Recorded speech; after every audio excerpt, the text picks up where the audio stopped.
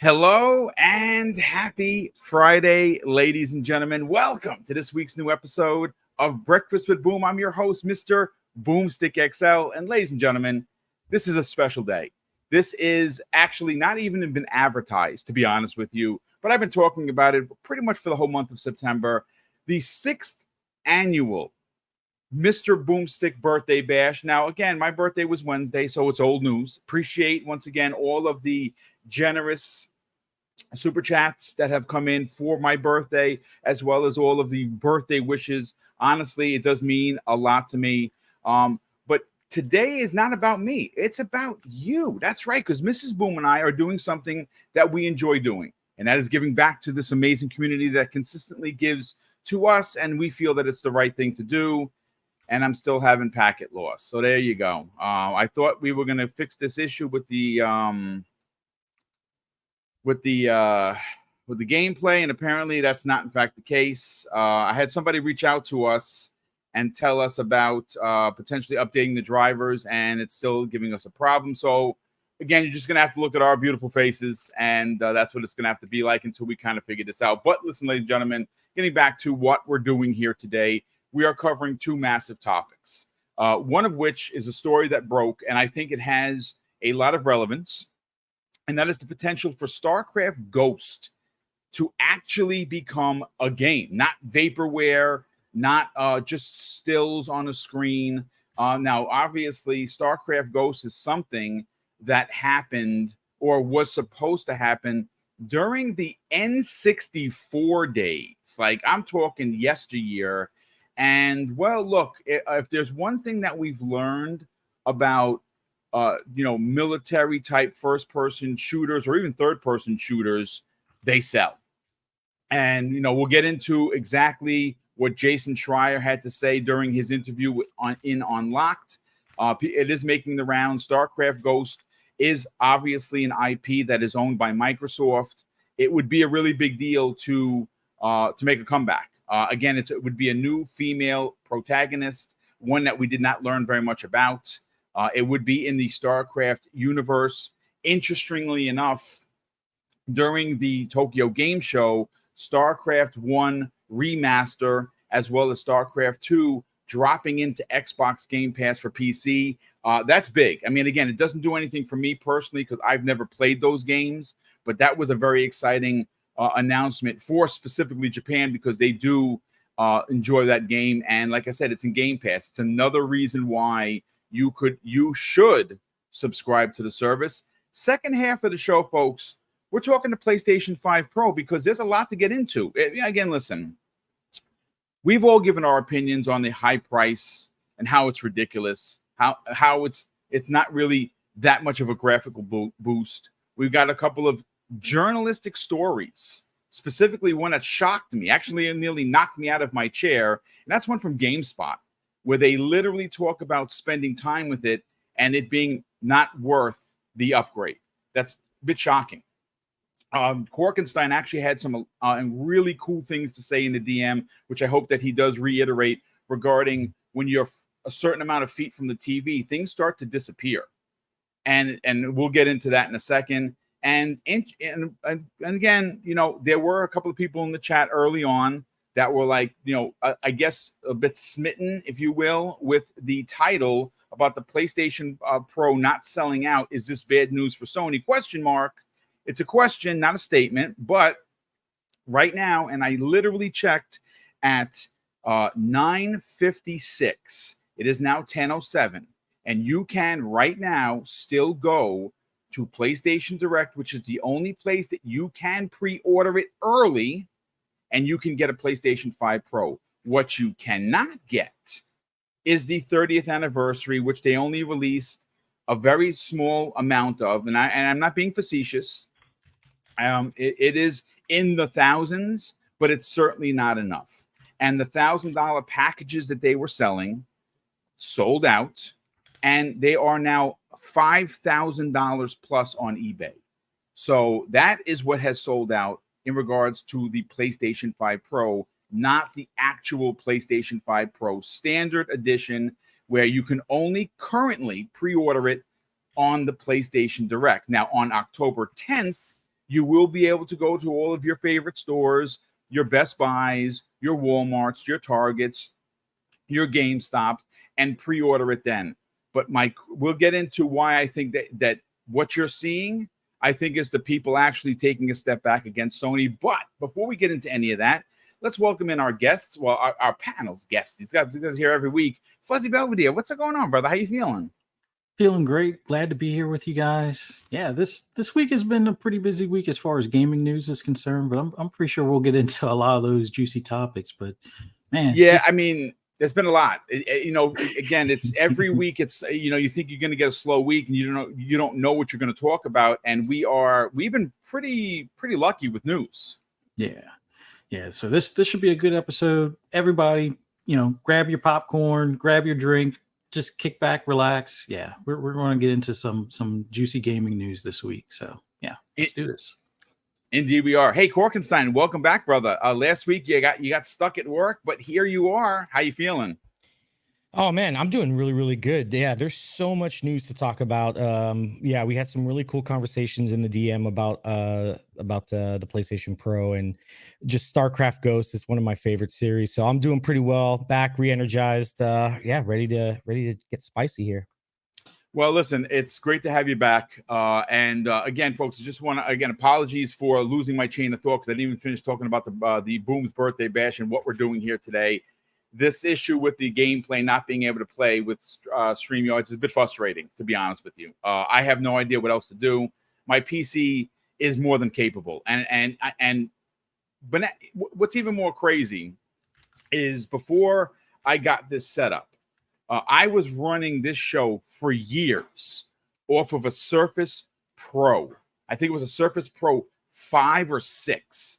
I mean, it was the most tiniest setup that you could possibly imagine. And somehow or another, everything ran great. StreamYards made some big changes. And unfortunately, I think they gummed up when my footage is uploaded, something's happening there. Because again, it's not my speed. It's not my PC. My drivers have been updated. So it's a bit frustrating. So again, folks, for the time being, until we can figure this out, it's just going to be the still background. And again, you're not here for gameplay. You're here to hear the topic. So again, bear with me. And when we can finally get gameplay playing in the background again, we will, in fact, do so. But let's open up with StarCraft Ghost, Fuzzy Belvedere. Now, again, I have a particular story. I'm not even sure how to. I think it's Nobel. He's a KNOE BELBROET on Twitter, and he consistently puts out a tremendous amount of gaming news. He puts it out on a regular basis, and one of the stories that was very interesting is, according to Jason Schreier, Blizzard is incubating a shooter in the StarCraft universe led by Dan Hay, formerly of Far Cry. Now, this was during the Unlocked episode on IGN, which I'm not going to play because I'm just not going to play. And a good friend of the show, great friend of the community, Psychonauts, put a finger, crossed GIF with the original packaging for StarCraft Ghost on the OG Xbox. That's right. It was supposed to release back all the way then. I think it was the N64 was another platform. And look, Fuzzy, this is maybe not the biggest story because we still have to talk about Sony's PlayStation State of Play, the fact that they doubled the price on Horizon, which is pretty gross. And no kickback, no pushback from anybody in the community. And was like, oh, it's okay. It's Sony, they're the market leader. It's fine. And then, of course, the real pointed part of the conversation is that I think that the PlayStation 5 Pro is a bust. I truly do. I'm not saying that it's not going to give someone that is a fan a little extra bump if that's what they're looking for. I think the price ultimately is a determining factor for a lot of people, and the fact that it's not selling out currently on PlayStation Direct is all you need to know. But let's get into StarCraft Ghost. Look, when Microsoft purchased Blizzard, we knew that they were going to have some added additions to their Xbox first party that had a lot of oomph. StarCraft, we've been talking about, again, not so much for me, but there are millions upon millions of people that love this franchise. This is now another potential billion-dollar franchise that Microsoft is going to bring back, and StarCraft Ghost might be one of them, based on the report and the rumor from Jason Schreier. Now, whether or not, I mean, they're incubating it, meaning that they're in probably even, I don't even know if they're in pre-production, because I'm sure they're just putting it together. But you know something? This morning, good friend of the show, Jamie Moran, tweeted something, and I want to kind of just bring it up, because Jamie, obviously, if you know, maybe you don't know, he runs an Xbox podcast. Now, it's phenomenal. Him and Logan Meyer do a fantastic job on Tuesday evenings here in the States, called All Things Xbox. Non-toxic, lots of jokes, and just all Xbox content. Now, he made a tweet. Now, he wasn't specifically trying to insert that, yes, this is a locked-in thing or one matches the other, but a game called Space Marine 2 released a couple of weeks ago, and it has taken on the world by storm. It is one of the most talked about games of 2024 and continues to be something that people are enjoying. And they're enjoying it because it's bringing people back, including myself, to like the 360 days. And, well, here we are, StarCraft Ghost, two different franchises, sure, but if there's one thing that we can attest from the success of Space Marine 2, is that people like these old school, simplistic third-person shooters. And it is possible that the developers over at Blizzard could look at this and say, you know something? We have something here. We have an old school shooter that never saw the light of day. It's basically vaporware. But if they bring it back the way that Space Marine 2 has done their game, I think they could have something special here. Let's get your thoughts. Does StarCraft Ghost mean anything to you? I'm not as familiar with the lore for StarCraft Ghost, but I know it was one of those titles that pretty much never got to see the light of day, was in development for a good bit, and then never got released. But just the concept of having it something like similar to like the Warhammer, Space Marines type of setup, and seeing how successful that was, that should be an easy win for Blizzard to go ahead and bring that series forward, or at least actually do a release on it, and then possibly help either respark interest in StarCraft as an IP in general, or with the remasters that they're doing, bringing back into like Game Pass and stuff. Those things are going to definitely be at least have some more eyes on them, so that way the game has a much better chance, as opposed to just starting a whole new IP. But given how much people have been enjoying Space Marine 2, and even in the early days of when the Activision acquisition was announced, people were like, "Oh, StarCraft Ghost," and I think even Phil had made mention of just StarCraft in general, as far as bringing that IP back as a pillar of one of Blizzard's pillars type of thing.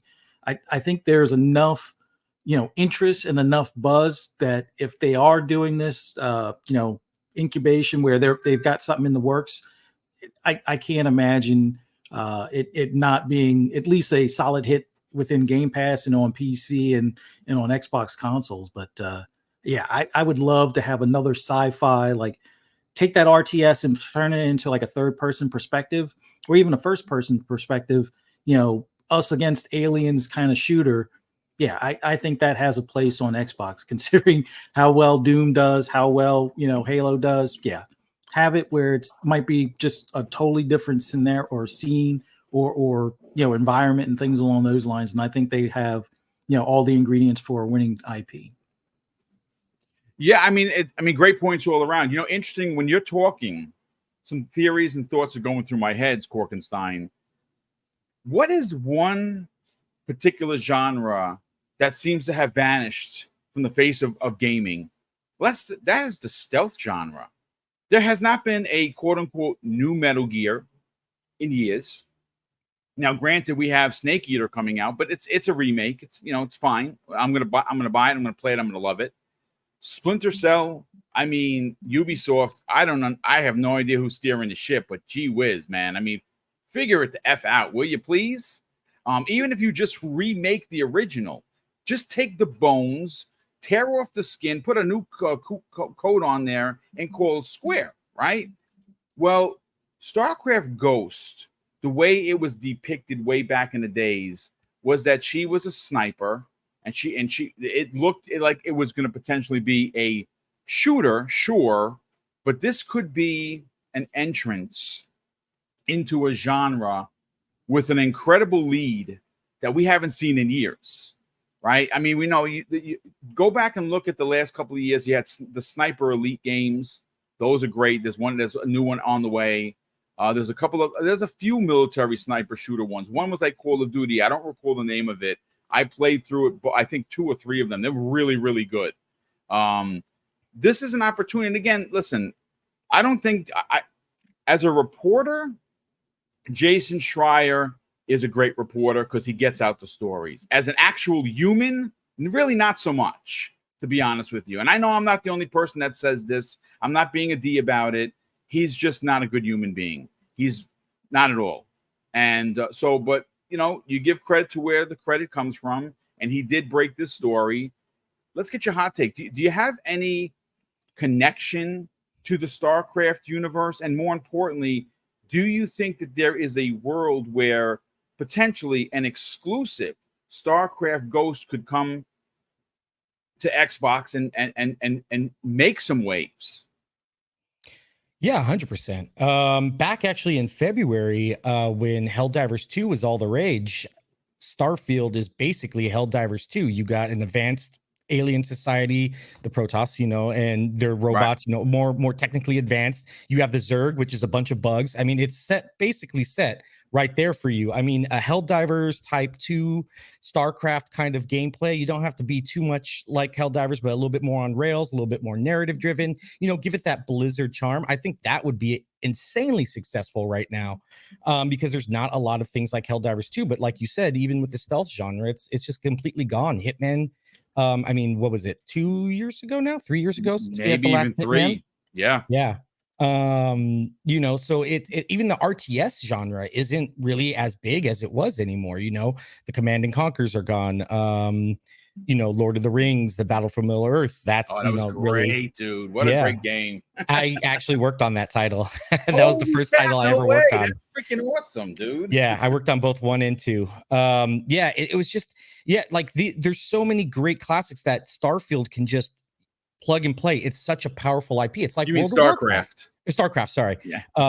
What did I say? Starfield. That's I've been playing it nonstop, Dude, getting ready for Mondays. So here's the thing. It's no, on my mind. Don't feel bad. I literally was almost late. I started playing a couple of days ago, and I'm going to tell you this. I forgot how to do everything. I didn't even know how to jump. I'm like, why can't I jump? Why isn't it working? I forgot you had to press Y to the boost. I'm like, oh yeah. So I hate leaving games and then coming back, real quick, I'm going to throw it, of course, funny story. I finally have enough money for the Rover because I started a new game plus, and I'm nice. like this. All right, let's get this drive on. And I go to the guy, and I'm like, where do I go to get this? Oh, I just have to show up here. I thought I just had to show up, and he was going to give me the car for free. Like, hey, look, it's you, Mr. Boomstick. Here's a Rover.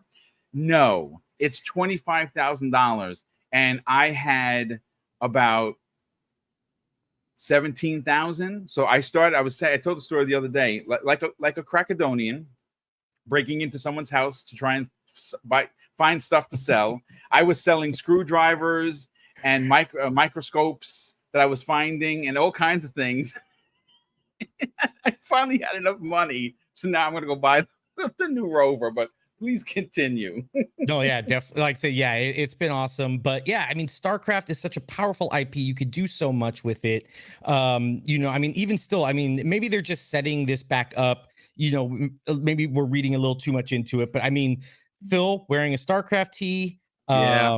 legendary right there. The esports for StarCraft 2 Twitter page magically is reactivated. So I mean, we're getting a remaster. This could be Xbox testing the waters. Let's see, let's see how well this takes off. Does this have legs? Can we start branching out? I mean, WoW already makes, billions. And that's on its best. It's in its best shape right now. So the state of Blizzard is in a very amazing place. Yeah, they had they canceled their survival game, or survival horror, I think it was. But I mean, they're masters at what they do on creating this narratives and amazing gameplay. So there's so much legs, there's so many paths. Like I said, I think a Helldivers 2-ish kind of StarCraft world would be just absolutely amazing. If they came out with that. But yeah, even a Warhammer 2, the Warhammer series, the Space Marines 2, that would be an amazing series as well. There's just, like I said, it's a plug and play. It's an IP that is just iconic that people are hungry for. So if there's any Xbox people, we're starving. Let us eat StarCraft, please. I mean, look, at the end of the day, new IPs, I understand that there's a risk, right? There's a risk for it because you don't know if it's going to sell. Mm-hmm. These games are costing more and more. I mean, look, just look at what happened with some of the games that have come and gone. And I'm not just talking about, you're looking at like Concord. Concord is one of a dozen that have, spent millions of development dollars. The game came out and it just flopped, and it's nowhere to be found anymore because it wasn't a good game. And that's not just Concord. That's like I said, it's one of a dozen I can think of. Though this is a bit different. This has a history. StarCraft Ghost was actually a game. It was supposed to come out, and it just didn't. Now, Microsoft, look, they have, in just with Xbox alone, a ridiculous amount of IP that goes unused.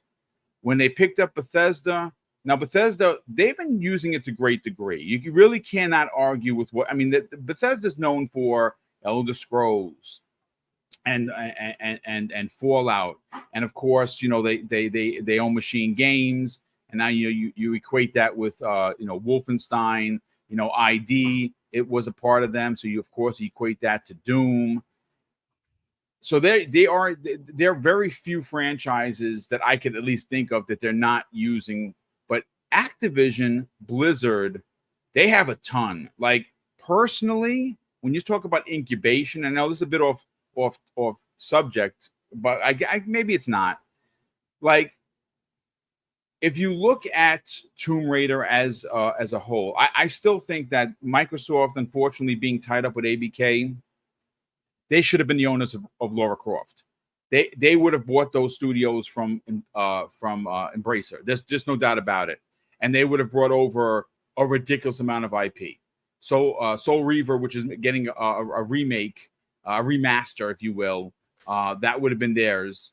And Lara Croft would have been a first-party IP. I still think that's a tremendous miss.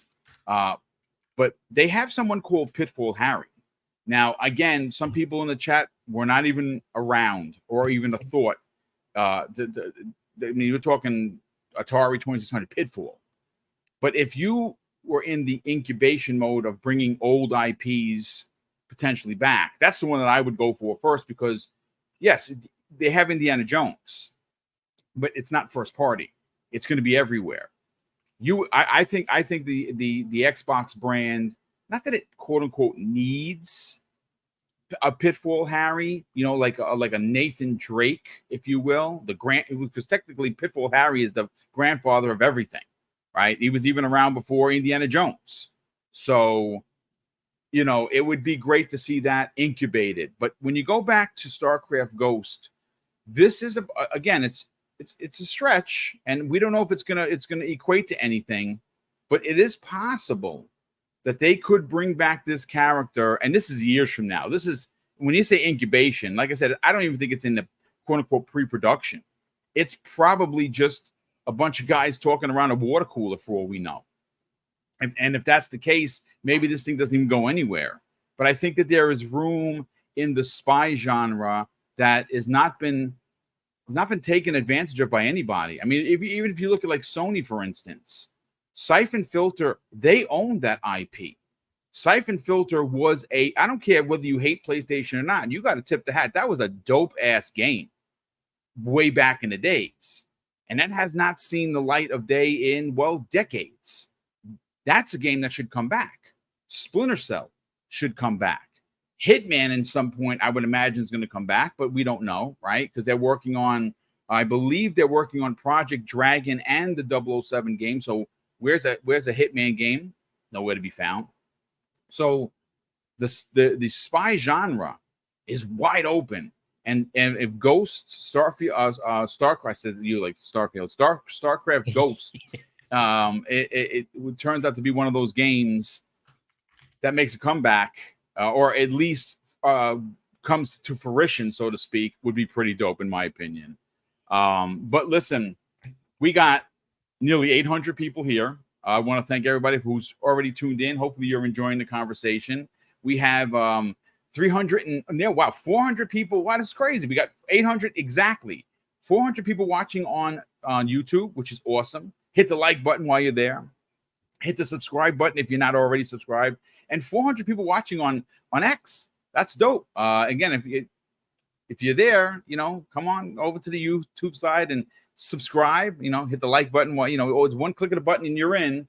I definitely appreciate it. But listen, I do have the first 5 winners for the giveaway that we're doing. And if you didn't know, folks, well, you're gonna find out right now. We are giving away 10 $50 gift cards. It is our 6th annual Boom's Birthday Bash. We've been doing this for 6 years. We've been giving away these contests. We've been doing these contests for as long as the channel's been around. And every year we continue to add another contest or more winnings. I mean, this started out, if I recall correctly, the first time we did it, I think it was $100. We gave away 4 $25 gift cards. And, obviously, we're just starting out then, we just wanted to give back. Not enough channels do this. And I'm not putting anybody on in blast. This is just our way of giving back because people are so generous with us. And today we're giving away $500 worth of gift cards. And you have all the choice in the world. You can get it for Xbox, PlayStation, Nintendo eShop, or we even added Steam. If you want a Steam card, we'll get you a Steam card. And you go and buy the game that you want. But before we actually read the first 5 winners, let me catch up on the super chats. There's been quite a few of them now. We have a bunch of new channel members. King Styles, Chris 713, Zach Riley, all becoming channel members once again. So, gentlemen, appreciate that very much. Again, the support is we're always thankful for that. Sith Lord drops a very generous $2 super chat and says, "Happy birthday, Boom. Have a great weekend." Indeed, I am, because I'm going to be hanging out with my family tomorrow, and I cannot wait. Will Broke Boy Lewis has gifted 5 Double Barrel Gaming memberships, as he's done many times in the past. Will, thank you very much. We really appreciate your support here. Webb Dave, who used to be a part of Breakfast at Boom. Webb, brother, it's great to have you here. He says this after dropping a very generous $2 super chat. "Happy birthday, Boom." Everyone hit that like button. Brother, thank you so much for the kind words and, of course, the generosity. Will Broke Boy Lewis drops an additional very generous $5 super chat and says, also, Boom, don't forget, and we're going to get into this, Will, PlayStation recently removed Horizon Zero Dawn from their PlayStation Plus subservice recently, so people couldn't play it there either. And that is exactly what we're going to get into momentarily, because I'm sorry. Where is the pushback? Where are the articles? Because, and I know that Fuzzy Belvedere is going to go right to this. This is go-to when it comes to this stuff. When what was the game? The time freezing game. Oh my God, I want me to think of it by Remedy. Quantum Break. Quantum Break. Thank you, sir. I had a brain fart live on the air. Quantum Break was taken out for a week because the poor man passed away and there was a rights thing. And every journalistic MF decided to pile on the rabbit and call Xbox all kinds of names, and they were pulling this game out, and it was for a week. What happened when Spider-Man 2 was about to happen? Oh, that's right. They took out Spider-Man 2018 to then sell it to you again. But no one says anything. And look what they did with Horizon Zero Dawn. They take it out of the store last week, and they double the price of it. And they charge you $10 for the PS4 to the PS5 Pro upgrade. Like, yeah, okay. You know what? F you, Sony. But we'll get to that in a second. Michael Garcia has become a channel member. So, Michael, welcome to the channel, brother, and thank you so much for the generosity. Ultraman, generous friend of the program, drops a $5 super chat and says, "Boom, stop calling me old. I got Pitfall from Kmart with my newspaper route money." Brother, you a hustler like me. I used to. My pops, again, he's a blue collar dude, right? He made great money as a single, the only working person in the household because mom stayed home with us. And he used to give me $7 a week for allowance. And I'm sorry, that wasn't cutting the mustard because I like G.I. Joes and I like Transformers and I like He-Man and Thundercats and I like video games too. So I used to take that $7 and make like a mock candy stand. I used to go to the basketball courts and sell the quarter drinks. I used to turn that $7 into like $30, and that's when I would buy my games just like you. I used to deliver. If anyone's familiar with the Bronx, they used to have something called the Penny Saver. It was and maybe the Penny Saver is all over the place, but I remember it only being in the Bronx. And they used to have these massive tower buildings where it was like 13 apartments per floor, and there were like 24 floors. And it wasn't like, you had to do it the cheap way by just dropping it at the elevator. No, you had to drop it off at each one. And that was one of those buildings took you about 45 minutes to an hour. So I know exactly what you're talking about, brother. And again, we're just as old together. So there you go, Ultraman. Sith Lord drops a very generous additional $2 super chat and says $700 is too steep for ponies who knew that they had limits. Oh my goodness. I love it. Gaming Nerd Austria. Hey, welcome. How? Thank you so much for being a channel member for an unbelievable 18 months. Says, long time no see. Work was crazy. Just want to wish you a happy belated birthday. Congrats to one of the best guys in the gaming media business. Brother, that is incredibly kind of you to say. Thank you very much. Listen, the generosity is...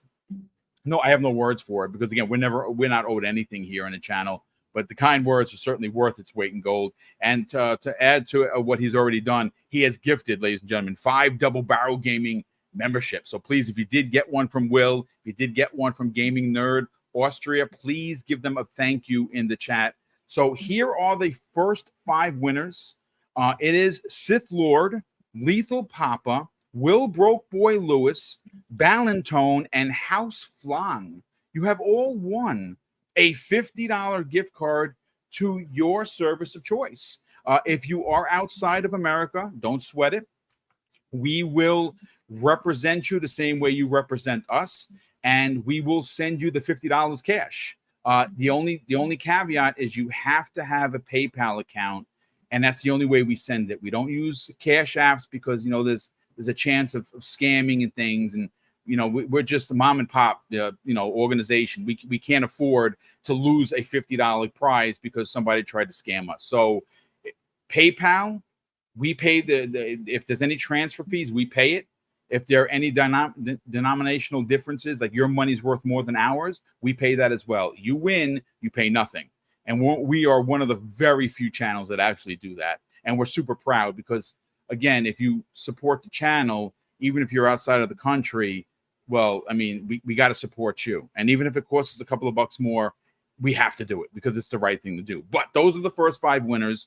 I will continue to pick the winners But we got to get into this PlayStation story, gentlemen. And this has a lot of tentacles. This has a lot of avenues. So no matter where you turn, left, right, or center, it's still a conversation to be had. I think Korkenstein and Fuzzy, Sony finds themselves in a bit of a pickle. Financially, they have made some really poor investments that have not panned out. The Concord investment, obviously, we're not going to beat that horse or pony, you know, if you want to be silly.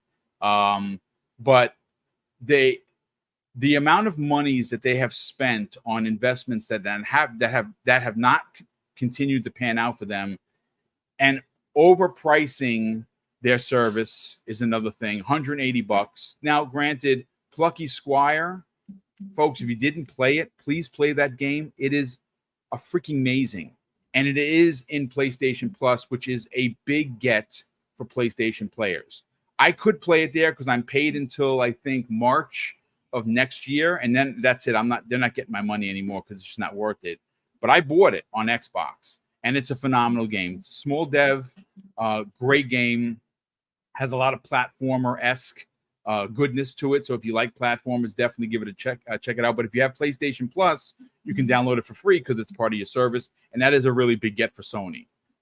But just look at the playing field, Fuzzy. This isn't us being anti-PlayStation. This is a bunch of guys talking about news that is relevant to the people that are here in the chat, and we got almost 1,000 people here watching live across 2 platforms. People want to know the truth. People want to understand what's happening. And we're going to listen.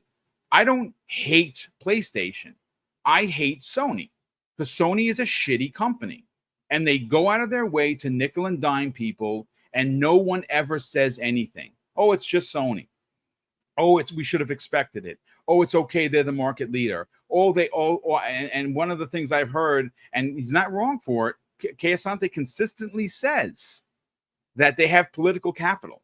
What does that mean? That means that they're so popular that when they F up, it's like, well, you know, we can just excuse them for it because they make bangers, right? I'll pay $100 for the next God of War, right? This is what you're dealing with. And I don't think that is right.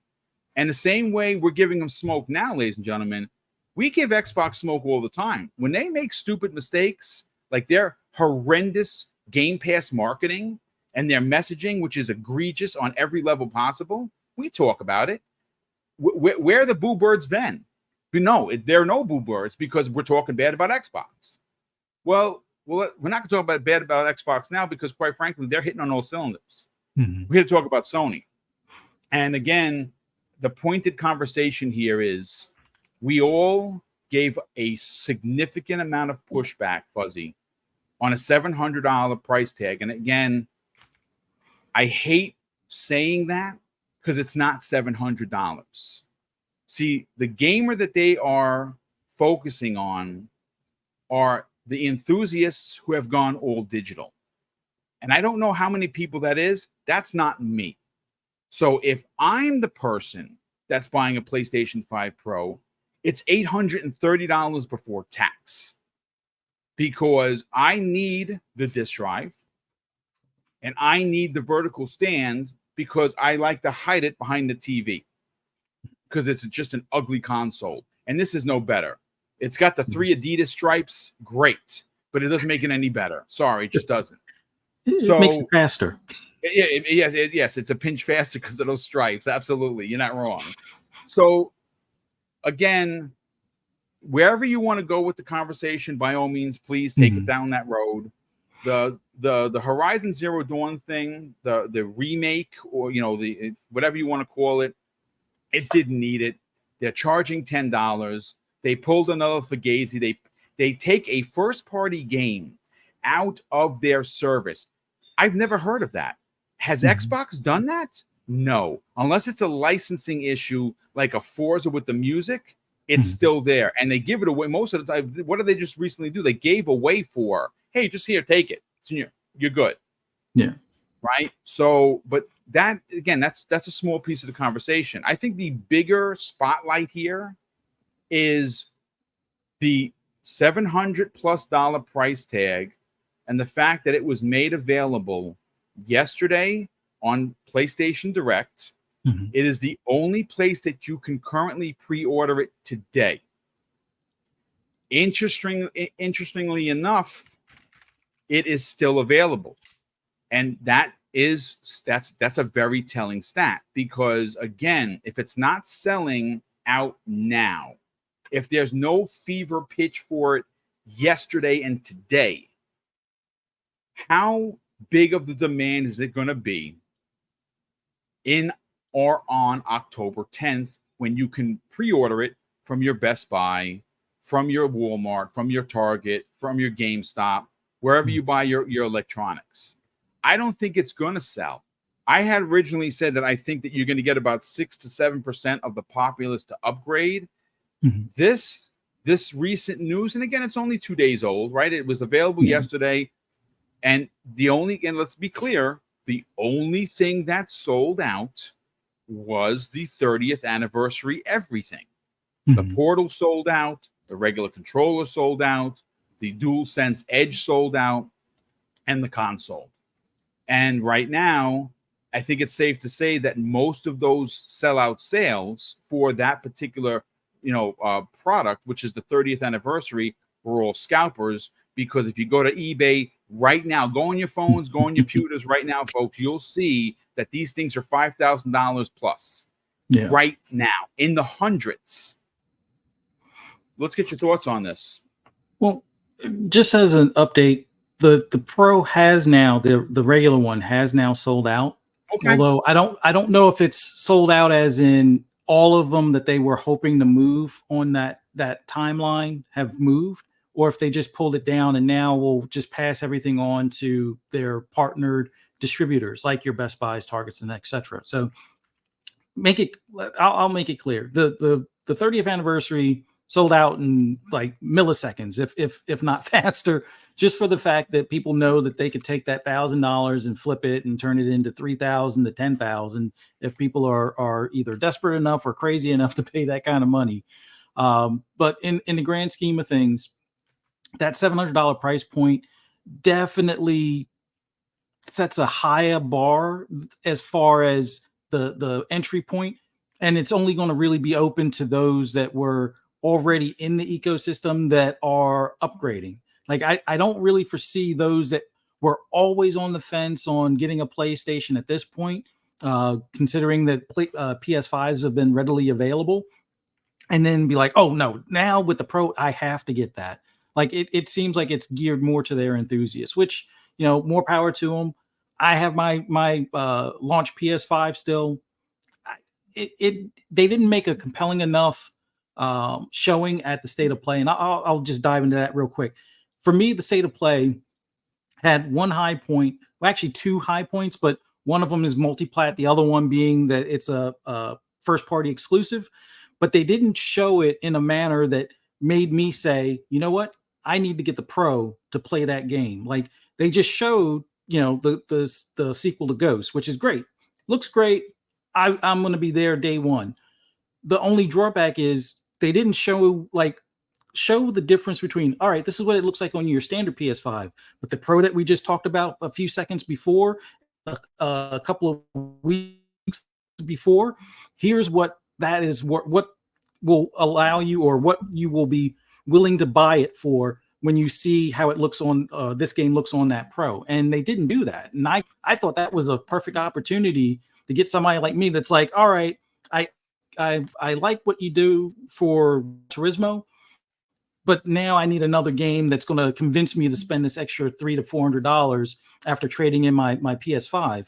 And they had the opportunity to say, this is what the normal PS5 looks like. This is what it looks like on the Pro, with all the God rays and specular lighting and ray trace audio, or whatever the case may be. They could have shown all the bells and whistles, but they didn't. So it makes me believe that it really isn't going to do that much better. Yeah, things will be a little bit more crisp. Maybe there won't be as many jaggies if I zoom in real close, like a digital Foundries or something. But I just didn't feel that they sent the message to me, being in the PlayStation ecosystem already, to upgrade to that Pro. So The price point, I don't see the value in it. I'm sure that there are tons that do. More power to them. But for me or anybody that would have been on the fence, they didn't do anything in that state of play to really push them over the edge. Like, yeah, it's a state of play. It's not their showcase, but given that they showed Ghost 2, that was a better opportunity, or as good of an opportunity as we're going to probably see between now and 2025. Outside of that, how PlayStation does this, like this, I guess they've learned from Nintendo on how you can limit inventory to drive this buzz about things. I think that's what just happened, because I'm telling you again, folks, I even timed it for you. 9:56. I had one in my cart. Now, to Fuzzy's confirmation, I just went to PlayStation Direct, and the PS5 Pro now says unavailable. Yeah. I'm not saying that it didn't sell out. I'm not going to be like, oh, I'm trying to protect my image. No. Listen, if I'm wrong, I'm wrong. But it was available as of 9:56 this morning. I put it into my cart to make sure, and obviously I'm not buying it, so I obviously deleted it. But right now, as of today, it is no longer available. Now, I don't know if that's because it did in fact sell out, or to your point, Fuzzy, let's just say that Sony was like, you know what? We've sold as much as we're going to sell. Now let's start moving them over to our partners, which will be the Walmarts, the Targets, the Best Buys, the GameStops. Yeah. And I hope for, Sony's sake that it does sell well enough so that way it's not like another $400 million blunder kind of thing. Now, obviously R&D for consoles is a lot more than what it would be for the game, so that would be a even more expensive blunder. But just given how Sony has been treating their customer base, it just reeks of like scummy used car salesman. Like the fact that they took the game out of the service, okay, I could deal with that. We've already seen them do that before with Spider-Man. But then to raise it like basically double the price from $19.99 up to what is it now, $39.99? It's like, why would you? Well, I mean, let's be clear. I'm pro capitalism. I'm all for companies making money. I'm investing in a lot of these companies. That's how I'm able to retire. But it just feels like, if anything, if you're already going to charge the $10 upgrade, but you're doubling the price, then anybody that buys it at that double price should get the upgrade for free. Like that's how I feel. Yes, I'm not running a billion-dollar company or anything along those lines, but you're not. I can ask you for a loan. It just feels like this is the thing that only companies that think their customers are pay pigs would do, and it's clear that that's the message that they're sending you. Like I'm just waiting for the outrage for all of those during COVID that got was it Horizon Zero Dawn for free when they can't do the upgrade at all. Then we'll see who actually even bought the game to begin with, and then see how loud the complaints are when they can't even do the upgrade, because I know that's going to be a thing. Is that actually a thing? Well, they had something similar with another free game that they gave a while ago in PlayStation Plus, and people weren't allowed to upgrade. I can't remember if it was like when you had it in what do you call it? Like in Spider-Man, or if it was Drive Club, because Drive Club was another one that they did a free version of that you couldn't do the upgrade. Originally, they said you could do the upgrade. Then when the game, was delisted, that upgrade went away. So it was like, you're pretty much stuck. But I'm just waiting for the outrage for that when people can't do the upgrade. It's like, I have it. It's part of my library. It says I own it. Well, you own the free version. Haha, sucker. But so just wait. But like overall, Sony for these past few years, it just feels like they're going to squeeze every penny they can out of their customer base without really giving them anything other than stuff that they enjoyed from several years ago. Like, I still don't understand why, Zero Dawn needs a remaster. Like, yes, the game is technically 7 years old on console. It's only 4 years old on PC. The PC at the time when it came out was as good as it could get because of the upgrades that they had available because of what PCs can spec out to.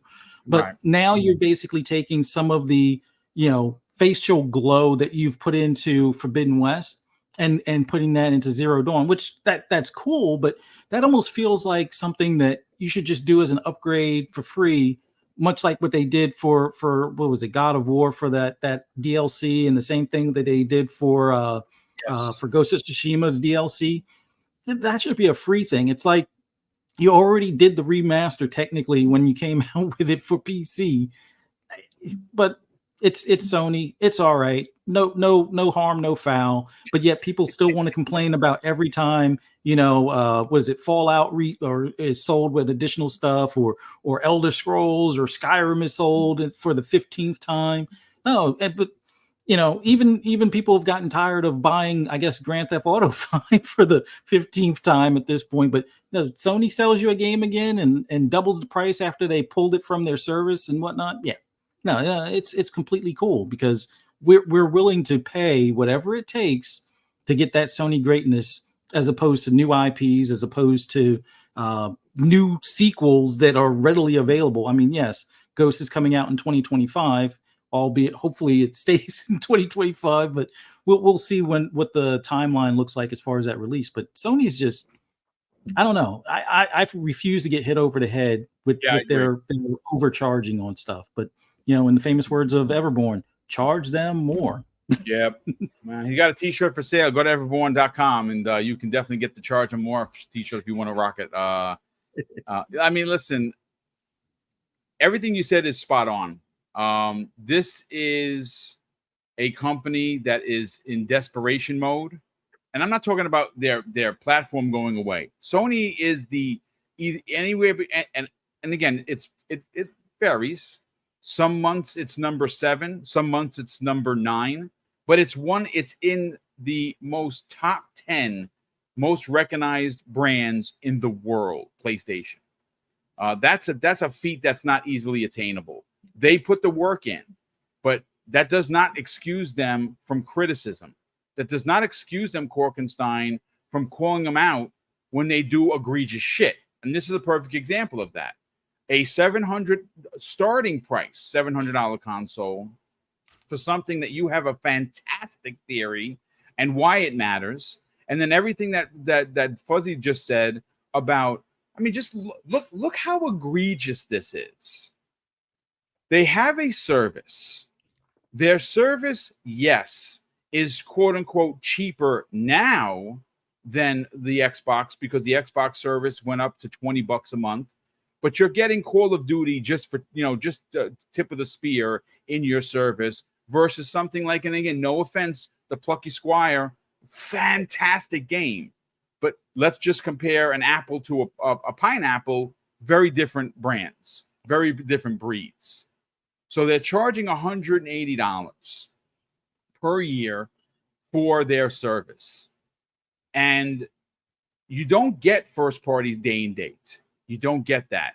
What you do have, though, is a bunch of first party games that are supposed to be in there that are pretty damn good. And one of which was Horizon Zero Dawn. And now it's gone. And then when they took it out, not only are they doubling the price of the game, which is disgusting, but they're charging you $10 for the upgrade fee. And you know what's interesting? And I keep bringing it up because I'm not going to forget it, and I don't want people to forget this. They still have not made mention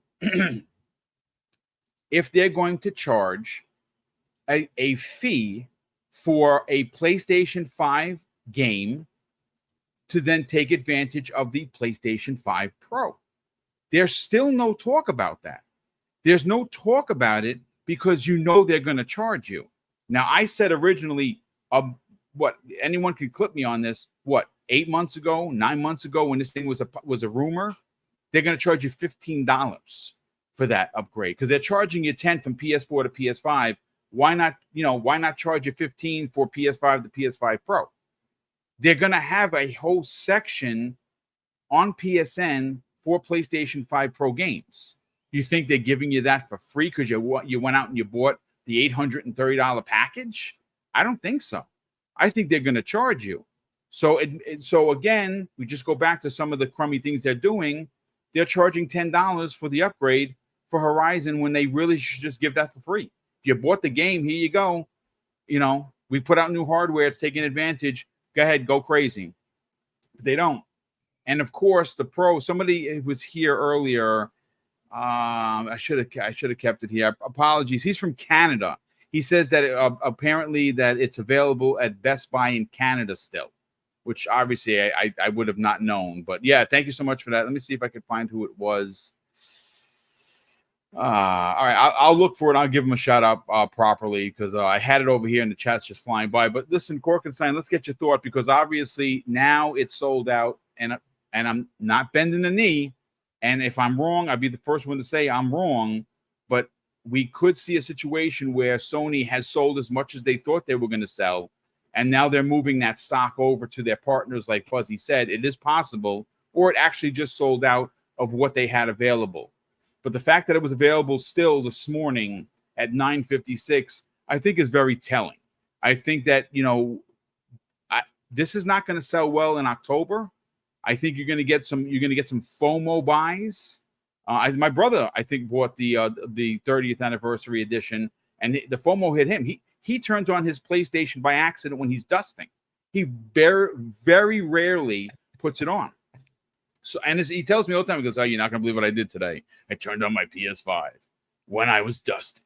You know, I mean, like it's like a running joke with us because that's usually what happens with me. Now, granted, I have been playing the PS5.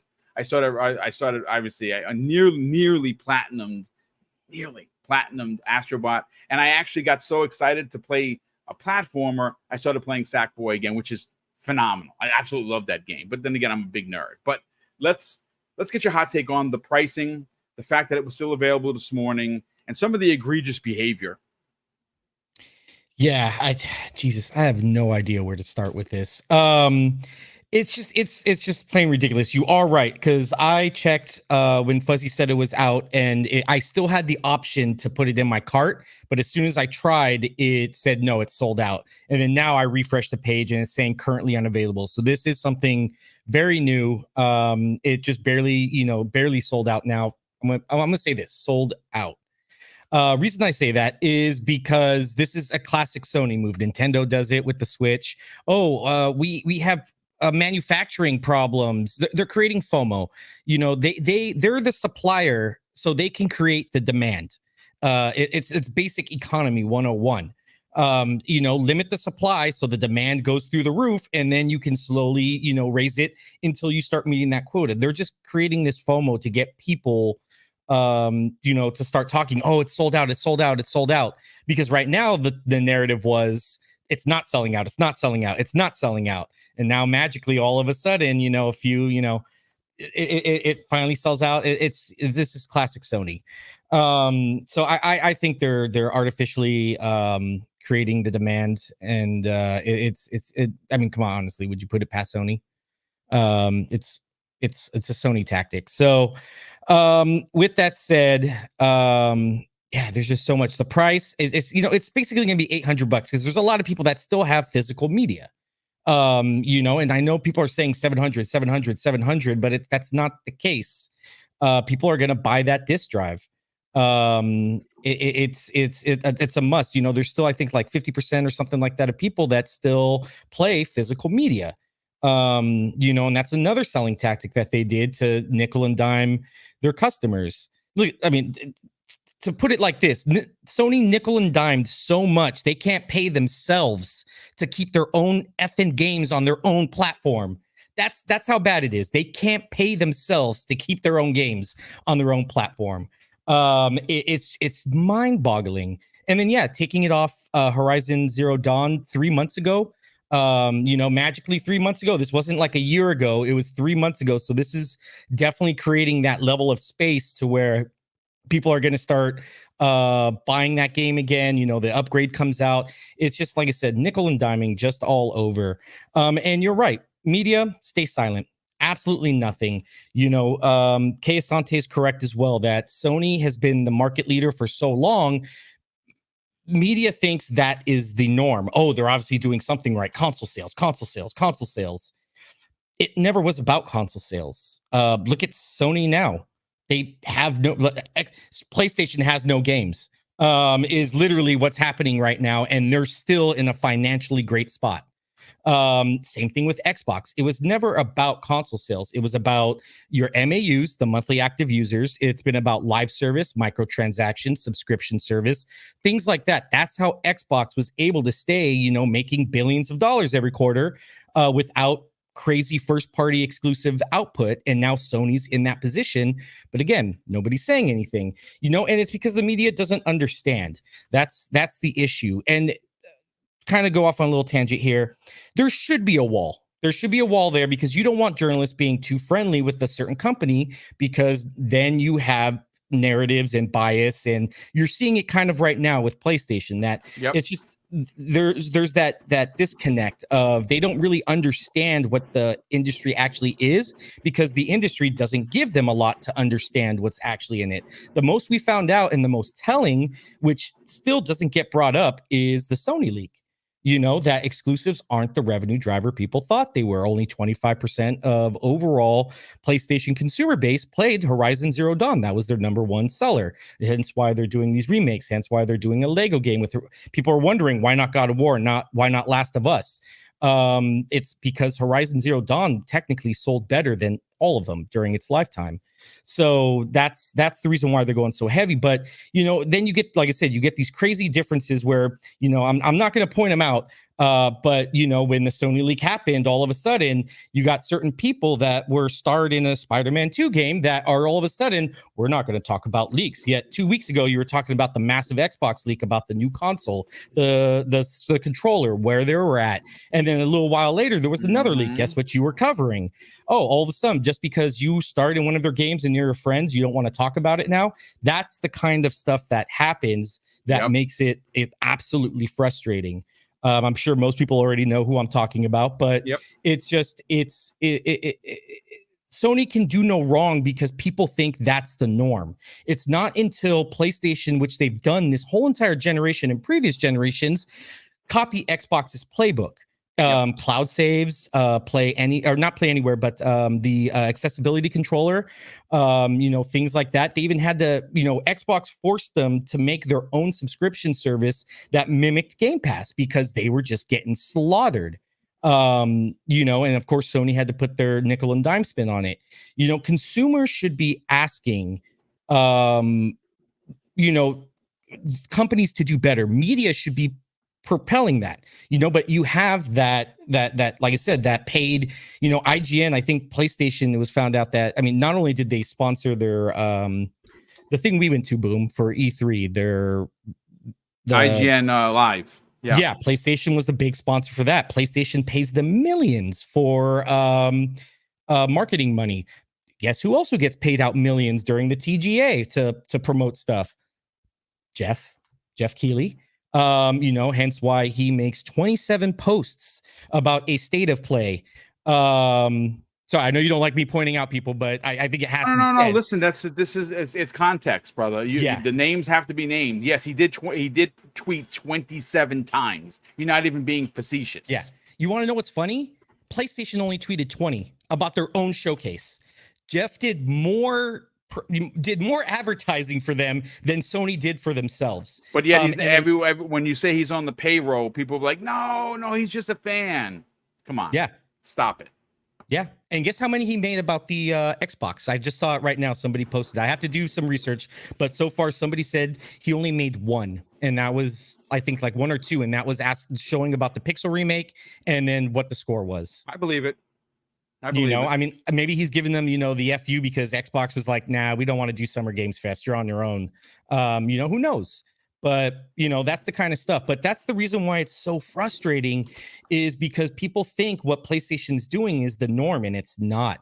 They're hurting right now, not financially, but as a company of where they're going and their strategy. I mean, look at, for somebody that wants to double down on exclusives, 90% or 95% of your state of play was multi-platform. I mean, is that really the future of PlayStation? You know, people knock Xbox for it, but that's the way the industry's going. People can't money hat anymore. People can't lock games behind ecosystems because consoles aren't selling where they're supposed to. And that's just what it is. And you're going to see Sony. I think the only holdout will be Nintendo. And even then, they'll probably just go to PC because I mean, Nintendo has its own staple. Their costs are very, very low. I mean, look, I mean, 90% of their games don't even have voice acting, don't have mocap. Their graphics aren't 4090 kind of stuff. There's no reason for them to have that. I think somebody said, "Boom, something happening. It's available again." So maybe this. I just saw it in your chat right now. Sorry, I'm like squirrel from up. Yeah, I'll go check the direct right now. Or the dog. But yeah, so I think somebody also, I think it was DEEE said that I guess somebody in Reforge said that Sony's limiting it so scalpers aren't eating it all up. I guess is what they're saying. So they're doing batch releases, but I mean, it took them 12 hours to do that. 24 hours to do that. So yeah. So a lot of narratives going here, but yeah, sorry. I'm like I said, I'm ADHD is just all over the place right now. Yeah, it's just completely frustrating that this just is what it is, and it won't be until PlayStation goes fully multi-platform. They were saying, "Oh, our exclusives aren't going to be multi-platform. Our exclusives aren't going to be multi-platform," and then the next day, literally like the next day or two, Horizon is going to Nintendo. Yes. Which, by the way, I just added. I'm at the PlayStationDirect.com. I just added it to my cart. There we go. So it looks like it's back up again. Freddie Fox was right. I want to say this because Will Broke Boy put a super chat, if you don't mind. Please, by all means. Yeah. Cork, don't forget when Xbox layoffs, media was calling for Phil Spencer to come out and explain. PS had layoff silence about PS management explaining. I just want to make sure because I always we have the same theory, and I always end up stealing his stuff. He always says that. You always steal his thoughts. Yeah. I want to make sure he gets credit this time. I'm doing, but he's absolutely right. That's not even something I even thought about. It's just this whole entire thing of Xbox bad, and I get it. Microsoft isn't a great company. It really isn't. They're a mega corporation. Corporations aren't your friend, and I know you said you're very capitalist, and it makes sense, Fuzzy, because you do invest, and you have a stake in these companies. So the direction they go and what they do is actually important to you because it's a financial decision. We just buy plastic boxes. We don't have that, so that's why people had to. That's why I always find it funny. You get these console wars that are like, tooth and nail for a certain thing. It just doesn't make any sense. But yeah, I think I've ranted on long enough. I'm all over the place. I mean, again, this is a conversational podcast by all means. Yeah. My mouth is getting dry just from talking so much. But yeah, PlayStation do better. Consumers hold PlayStation better. Media hold PlayStation better. We did it with Xbox for years, and look at where they're at now. We are eating so good. We have Game Pass. We're getting free upgrades. We're getting, they delist something just like Boom said. We get a free game out of it because they couldn't hold up their obligation. You would never see that from Sony. And I think the game you were talking about, Fuzzy, was Final Fantasy VII. I think was the patch update where you couldn't get the for free or something like that. Yes. So it's just things like that. It's hold a company better. You have the power. It's your wallet. You pull it out. You put that credit card number in. You pay the cash. You have total control. Use it. Your consumers use it. That's it. That's my rant. My TED talk. No. Listen, again, I love it. I think everyone's being very fair. No one's being extra pointed because we're console warring here. It's not like that. We are having a conversation, and I think everyone has been on point. The chat has been completely on fire. Apologies that I didn't get a chance to respond to everyone. I enjoy welcoming everybody in by name, especially if it's a new name, because you want to welcome them to the community. We have 1,146 people watching live, almost 650 people on X, which is bonkers. Like, I cannot believe so many people on Twitter are watching the show. Welcome, everybody. Thank you so much for taking the time to check out the show. We greatly appreciate it. Even though those views, they don't technically count for, the so much for the channel on YouTube. We're just happy to have you here. I do ask if you are finding the channel on Twitter, and you're interested about to learn what BoomStick does on a weekly basis, just go and look at the bio. You'll see I do this 5 days a week, Monday through Friday, 5 different shows, all great content, and we don't hate click. We don't trick you with hate mongering. We don't clickbait you in. We have conversations, and sure, are they pointed? Are some of them putting Sony on blast? Sure. but they deserve it. They put themselves on that pedestal, unfortunately. But listen, let me catch up on super chats. There's been quite a few of them, a few channel memberships as well. And then we're going to read the next 5 winners. So we have here Tim the Sorcerer, who says this after dropping a very generous £2 super chat. Happy belated birthday. Great show as always, Tim. Thank you so much for the generosity, brother. And thank you for the super chat. Super appreciate that and the kind words and the birthday wishes. Nino Vestek, our generous friend all the way from Hawaii, folks. So aloha to you, kind sir. He has gifted a 1 Double Barrel Gaming membership. That is very awesome of you. He does it on a regular basis. Thank you, Nino Vestek. We super appreciate it. We have Noai Zamofo. I know I butchered the name. I apologize. I'm the worst. He has gifted a $2 super chat and says, can it sell out or will they just supply the demand? Yeah, see, that's we were talking about. And yeah, that's exactly probably what happened because it's available right now. Like literally just seconds ago, I put it into my cart and I could have bought it. And no, I'm not buying it. Elemento PO drops a very generous $2 super chat and says, I too had a Pro in the cart yesterday and I couldn't. Yeah, I'm sorry. It's not, to me, it's not worth it. I don't suffer FOMO like that. If I were to trade in my perfectly good working PlayStation 5, which looks dope because it's got the Spider-Man covers and I got the Spider-Man controller because I'm a big nerd and I like doing stuff like that. I would get $400 for it, which is pretty good at GameStop, but I would have to spend an additional just a pinch under $500 after tax to get the stand, the disc drive, and the console. I'm not doing that. That to me, $500, just buy another console. I'm not doing that. So I don't know if you, and I'm not going to pocket watch you. If you have disposable money, by all means, buy 10 of them. That's fine. But I'm just not buying it. We have here We Robo 2024 who has been a channel member for almost 2 full years. Dude, that is incredibly kind of you. Thank you so much for the generosity all these years. He says happy birthday. So happy birthday. I definitely take that to heart. Again, super appreciate all the birthday wishes. We have Dumpy Koala, who has gifted 5 double barrel memberships. That's a name I don't remember seeing. And if you've been here all these years, welcome. I'm sorry I never knew the name is very unusual, so I would have remembered it. But I am old, so sometimes I do forget. But Dumpy Koala, thank you so much for the generosity. That's very kind of you. Will Broke Boy Lewis, of course, you read it. And you didn't steal his idea this time, which is great. And Thunderdome Gaming Society, who's been a channel member for a whole year. That is very kind of you. Thank you so much for the support. He says, new narrative the new narrative is Xbox has games and variety. PlayStation does not have games, and they're charging you more. Make it make sense.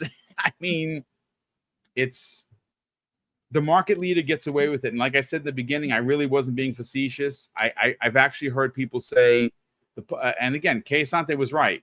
And actually, this also comes the way of Everborn Saga, who said it many times before. Besides charging them more, this political capital, this forgiveness for egregious behavior has become, like Korkenstein said, just a normal thing. Oh no, it's PlayStation. It's fine.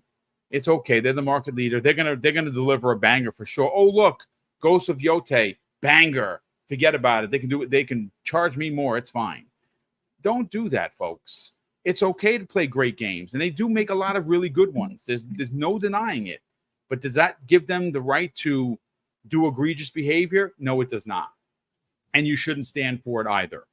So here are the 5 winners, and I'm going to read everybody that won today. I am going to be doing some running around with Mrs. Boom after the show. DM me with your platform of choice. Go to the About page on my YouTube channel. You can find the business email address. It's my first and last name. Everyone knows who I am, so it's not a surprise. At Gmail. You can email me. I will have to verify who you are, obviously, because I don't want to get ripped off. And if you can't do those 2 things, you're not on Twitter, you don't want to email, message me on Xbox Live. I've sent codes that way as well. And if you are outside of the country, like Tim the Sorcerer, who is one of the winners. Tim, welcome. You won. you won, sir. I know that you're in the UK. DM me or message me, and I will send you the winnings through PayPal. So here are the next 5 winners. We have the Black John, Tim the Sorcerer, Zach Riley, Big Mad Mo, and Joe Dunmore. These are all OGs. You all won $50 gift card to your platform of choice. And obviously, again, 3 ways to get in touch with me. Email me on the Gmail business email. You can message me on Xbox Live, or you can DM me. Either way, we'll get you your codes to your platform of choice, and I'll just send them over. Again, these are the 10 winners: Sith Lord, Lethal Papa, Will Broke Boy Lewis, House Flan, Ballantone, the Black John, Tim the Sorcerer, Zach Riley, Big Mad Mo, and Joe Dunmore. Those are your 10 winners for the 6th annual Booms Birthday Bash. Congratulations to everybody. Thank you, everyone, for tuning in. Again, this was a little bit, we've kind of shortened the shows a little bit because, you know, when there's big news, we'll hang around for the normal 2 hours. But, you know, it's Friday. I'm having a bunch of people over tomorrow. I'm going to be doing some stuff with running around with Mrs. Boom. So we're going to do the outros. We're going to end the show a pinch early. Apologies for that. And let's start with the outros. We'll start first with Fuzzy Belvedere. Buzzy, let's get your not only your YouTube channel, which we want to see consistently grow. And again, I say this all the time, folks. It's the best place for anything and everything in the racing genre. But his wife also recently, a couple of weeks ago, started her own podcast, and it's about the horror genre. So obviously, we're going to find out about where you can subscribe to both of those. But also, Fuzzy, where can people follow you on social media? Well, as always, thank you for having me on. I greatly appreciate the opportunity and just the time to chit chat with you and Korkenstein and hear your guys' thoughts on everything gaming. Always love your guys' takes. Just love hanging out. And thanks to everybody in the chat. Thank you guys for showing up for Boom's Birthday Bash. Thanks for interacting with us. Thanks for giving us updates on some of the stuff, like with the cart situation with the PS5 Pro. But it's always awesome just hanging out with you guys on this Friday morning. For those that want to hear my rambles and rants on anything gaming related, just follow me on the app formerly known as Twitter at Fuzzy_Belvedere. And if you have a hobby in watching horror movies, or you're into that genre at all, definitely give my wife a follow, Ferocious Fee 78 on Twitter. Or just do a search on either Twitter or on YouTube for Fright Night with Ferocious Fee, and it's FI for Fiona. And we basically will be talking about horror movies every Friday at 6 p.m. Eastern Standard Time on our channel.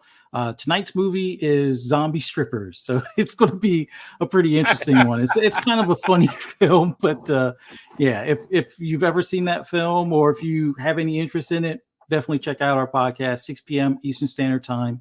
Fright Night with Ferocious Fee. And then later on tonight, Xbox Ultimate with Fun Speculation and the whole family. You can always find me on Fun Speculation and Double Barrel Gaming, as well as PTK Blam with the Shop Podcast on Saturdays, and Pixelated Echoes with me and 3-Bit on Sundays. Just enjoy gaming, people. Try not to get hit over the head by Sony's, I guess you could say the PlayStation tax at that point. But yeah, in general, just have fun with gaming, enjoy your hobbies, and look forward to seeing everybody Monday afternoon for Xbox One special right here on this channel. We'll hope to see you then. Appreciate it very much. Real quick, Stitch6669, who's been a channel member for 5 months, says, I am late to the show. Blame my job. I hope I did not miss the Tokyo Game Show comments from the panel. Also, don't sleep on Frostpunk 2. Don't buy a Remaster Station Pro. Listen, you know what? I apologize. We didn't really get into... I probably should have used that story instead of StarCraft Ghost, but because I'm such a fan of the history of that game, we talked about that. And, of course, we covered the PlayStation stuff. If folks are still interested and you want to hear some further commentary regarding Tokyo Game Show, we can get into it a little bit on Monday. I did cover it with Hargeet Chani and C Money on Thursday's show. So if you missed it, we did cover it there. I mean, listen, I gave the show an 8 out of 10. I I wish there would have been more there. I think there were some opportunities for some zing, wow, bang moments, like maybe announcing, a Lost Odyssey remake, Ninja Gaiden revival. I mean, take the original Ninja Gaiden Black, just remake it. And I'm not talking about a remaster. I'm saying remake the game of the original. I mean, that was the original Souls-like game. I don't know if anybody remembers that. I beat Ninja Gaiden Black on the hardest level. And let me tell you something. I could not do it today. That was ridiculously hard. Ninja Gaiden Black was hard in itself, but I played through it on the hardest level. And those bosses, especially with those camera angles, were horrible. But I'd like to see that. I mean, that's kind of what we thought was going to be there. It was going to be that one, and I guess the holy shit moment was StarCraft. Not so much for me, but I guarantee that Stitch 6669 was like, oh my God, StarCraft coming back, that's big, because he's playing Frostpunk 2. So again, for me, I wish there would have been that one more thing, but I still give it an 8 out of 10 simply because of the stuff that came into Game Pass. The stuff, and again, it's a show not for us. It's a show for Japan. So I got to put myself in their shoes. And I think as a Japanese gamer, they did deliver. But Korkenstein, let's sell your brand, brother. Where could people not only follow you on social media, what you got going on with the channel? Any updates you want to give about, Gaming Gumbo and when the next episode is and what you guys are doing? Yeah. So at first, just big thank you to everybody in the chat. Like I've always said, you guys are amazing. You have some of the best community here. Big thank you to Fuzzy, always knowledgeable. Love always hearing the opinions. To you, Boom. Again, happy birthday. Like I said, you're one of the coolest, kindest, most humblest dudes out there. You do so much for the industry, so or the community here. So thank you so much. And then, for me, you can find me at the Korkenstein or Korkenstein on Twitter, or like the app formerly known as Twitter, I guess, X. That's where I am mostly. I'm still developing my gaming page. It's taking a little longer. I just need to boots on the ground, kind of just hit it head on. But it'll be Korkenstein Gaming. And then, we have Game Pass Gumbo. So what Game Pass Gumbo does is it takes basically a game or maybe something like a genre, like we were going to do one for PlayStation 5 and make it like food that's hard to swallow or foods you don't like, things like that. The PlayStation 5 Pro. So like that was going to be one, which we still might do. That is funny. Yeah. And then I think the next one we're going to do is, because Call of Duty is so massive, we're going to do that coming up probably the week before. I just saw Creative Monster said pause no, did he? Right? Is that what the kids say? Yeah.